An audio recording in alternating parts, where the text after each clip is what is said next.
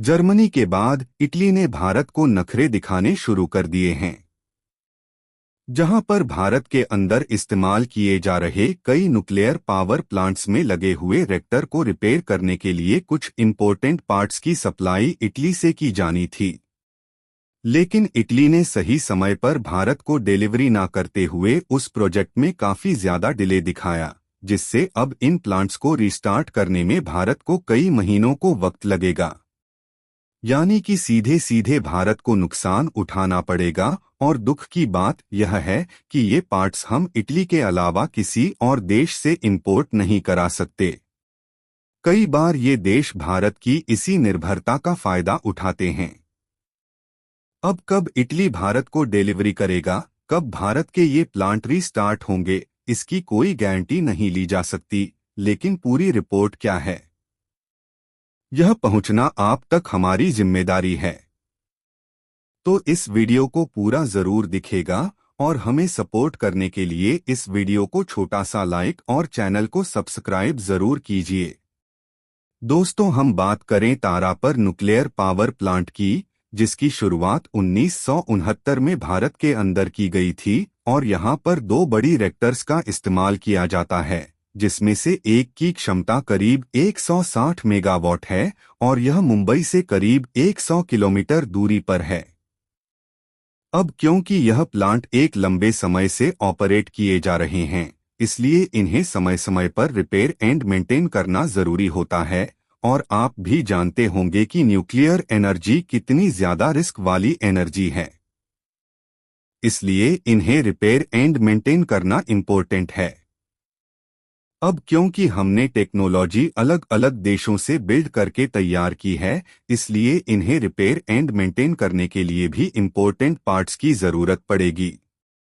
फिलहाल इसे important part की डिलीवरी इटली की तरफ से भारत में की जानी थी और ये अलग किस्म की मेटल से बने हुए कुछ इम्पोर्टेंट पाइप्स हैं जो भारत के अंदर डिलीवर नहीं किए जा चुके हैं। और इटली का भारत पर कहना है कि कुछ छोटा ऑर्डर है, जिसकी वजह से हम भारत को डिलीवरी नहीं कर पा रहे हैं और अगले 4-5 महीनों बाद ये डिलीवरी हम भारत के अंदर करेंगे। और ये बात जान करके आप हैरान हो जाएंगे कि इस न्यूक्लियर पावर प्लांट साल 2020 में ही बंद किया गया था रिपेयर एंड मेंटेन के लिए और इसे 9 मई 2024 में ऑपरेट किया जाना था। लेकिन सही समय पर पार्ट्स की डिलीवरी ना होने के कारण अब 4 से 5 महीनों बाद ये प्लांट रीस्टार्ट हो सकता है और कोई गारंटी नहीं है कि इटली अब तक हमें डिलीवरी कर देगा।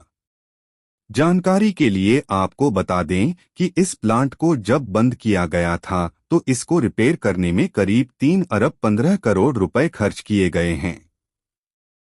ओवरऑल इंक्लूडिंग पाइप हम इटली से इंपोर्ट करा रहे हैं और एक बार रिपेयर एंड मेंटेन करने के बाद ये प्लांट अगले 10 सालों तक आराम से काम कर सकता है।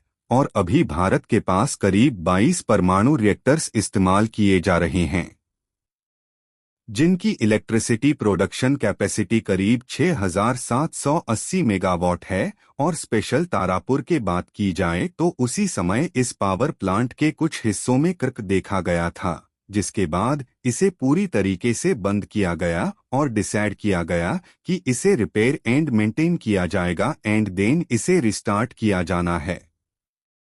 लेकिन सही समय पर डिलीवरी ना होने की वजह से अब हमें ये प्रोजेक्ट काफी ज्यादा डिले देखने को मिल रहा है, जिससे शायद जिस इंडस्ट्री तक इलेक्ट्रिसिटी पहुंचनी थी वो नहीं पहुंच पाएगी और इससे भारत को ही नुकसान उठाना पड़ेगा। और हम आपसे गारंटी के साथ ये बात बोल सकते हैं कि अब ये खबर सामने आ चुके हैं और कुछ दिनों बाद ही यह खबर भी आपको सुनने को मिल सकती है कि इस तरह की टेक्नोलॉजी भारत में बनानी शुरू कर दी है, क्योंकि हम ज्यादा समय तक अब निर्भर रहने वाले देश नहीं रहे हैं।